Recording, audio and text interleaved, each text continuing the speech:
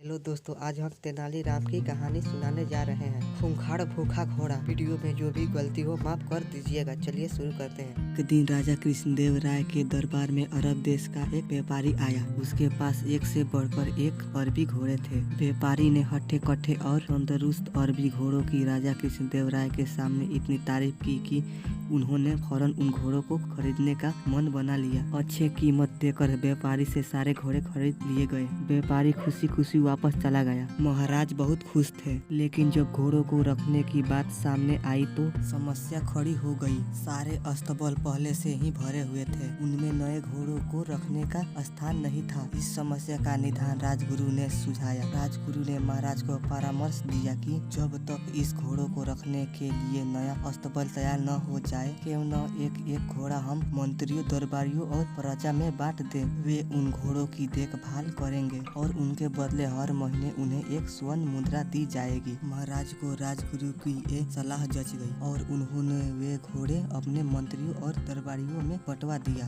जो घोड़े बचे वे प्रजा में बांट दिया गया। महाराज का आदेश था, इसीलिए सब लोग चुपचाप घोड़े लेकर अपने अपने घर चले गए। स्वर्ण मुद्रा में उन घोड़ों के चारे का प्रबंध करना और उनकी देखभाल करना बहुत कठिन था, लेकिन वे राजसी घोड़े थे, इसीलिए उनकी देखभाल में कोई खोटाही नहीं बरती जा सकती थी। सब अपना पेट काट कर घोड़े की देखभाल करने लगे। एक घोड़ा तेनाली राम को भी मिला। उसने वह घोड़ा अपने घर ले जाकर एक छोटी सी अंधेरी कुटिया में बांध दिया। उस कुटिया में छोटी सी एक खिड़की बनी हुई थी। उस खिड़की से तेनाली राम रोज शाम थोड़ी सी सूखी घास घोड़े को खिलाया करता था। घोड़ा दिन भर भूखा रहता, इसीलिए जैसे ही शाम को खिड़की से सूखी घास देखता, लपक कर उसे खा जाता। दिन बीतते गए और वह दिन भी आया जब अरबी घोड़ों का अस्तबल बनकर तैयार हो गया। जिन मंत्रियों, दरबारियों और प्रजा के पास अरबी घोड़े थे, उन्होंने चैन की सांस ली। इतने दिनों में घोड़ों की देखभाल के कारण सबका घर का वजन बिगड़ गया था। कईयों पर कर्ज चढ़ गया था। हर वे घोड़े लेकर राजमहल पहुँचे। इधर तेनाली राम जब महल पहुँचा तो उसका घोड़ा नदारद था। महाराज के पूछने पर वह बोला, महाराज क्या बताऊं, वह घोड़ा बहुत ही ज्यादा खूंखार हो गया है, किसी पर भी हमला कर देता है।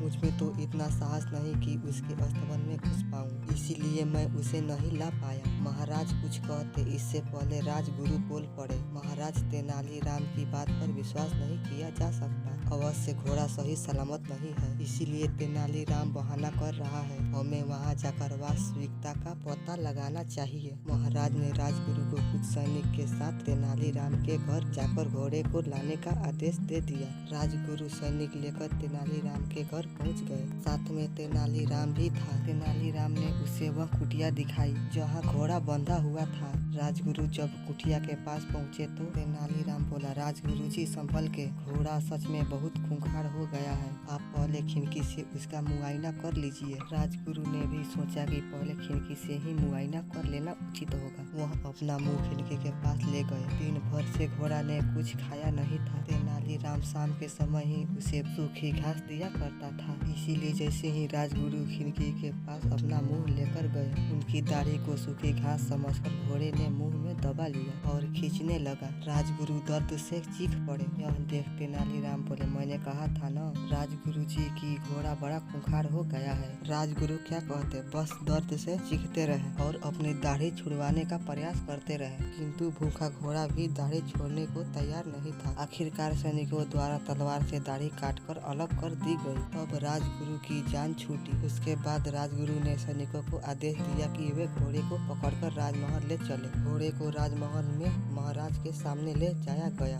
राजा ने जब घोड़े को देखा तो आश्चर्यचकित रह गए। इतने महीने ढंग से कुछ खाने पीने को न दिया जाने के कारण उसका शरीर सूख गया था और वह एकदम मरियल दिख रहा था। अपने घोड़े की ये हालत देख महाराज बहुत क्रोधित हुए और तेनाली राम से बोले, ये क्या हालत कर दी तुमने घोड़े की। तेनाली राम बोला, महाराज एक स्वर्ण मुद्रा में मैं इसे कितना दाना पानी दे सकता था उतना मैंने दिया। बाकी लोग आपके डर से अपना पेट काट काट कर घोड़े की देखभाल करते रहे। वह आगे बढ़ता गया। महाराज, राज्य के राजा का धर्म प्रजा की देखभाल करना है, न कि उन पर अतिरिक्त बोझ डालना। इन घोड़ों की देखभाल करते करते करते और उन्हें बलवान तंदुरुस्त बनाते रखने में आपकी प्रजा दुर्बल हो गई है। आप ही बताएं महाराज, क्या ये उचित है? महाराज को तेनालीराम की बात समझ में आ गई और उन्हें अपनी भूल का एहसास हो गया। अपनी इस भूल के लिए उन्होंने सबसे क्षमा मांगी और उन्हें इस महीने में हुए खर्च की भरपाई भी दी। अच्छी तरह सोच विचार करके ही किसी निर्णय पर पहुंचना चाहिए, जल्दबाजी में नहीं।